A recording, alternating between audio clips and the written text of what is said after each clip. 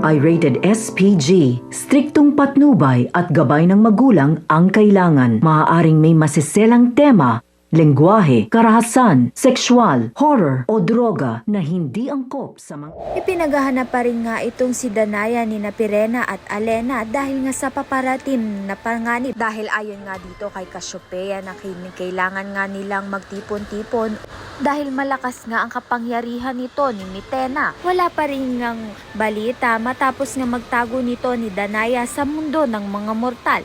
Walang nakakalam kung buhay pa ba siya o tuluyan ng tinalikuran ang pagiging sangre. Samantalang sa mundo ng mortal, isinilang na ni Danaya ang sanggol na itinakda bilang bagong tagapagligtas ng Encantadia.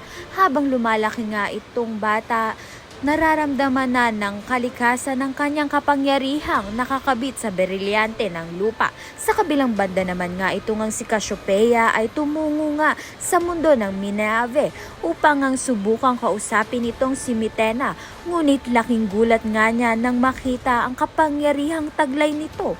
Isang lakas na kayang sapulin maging ang kanyang sariling kakambal. Muntikan na nga siyang mapahamak.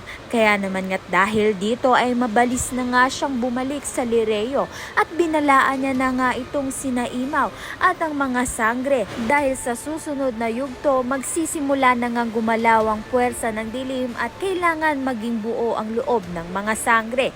Kaya naman nga't yan at iba pa ang dapat nating pakaabangan. Maraming salamat sa iyong panonood.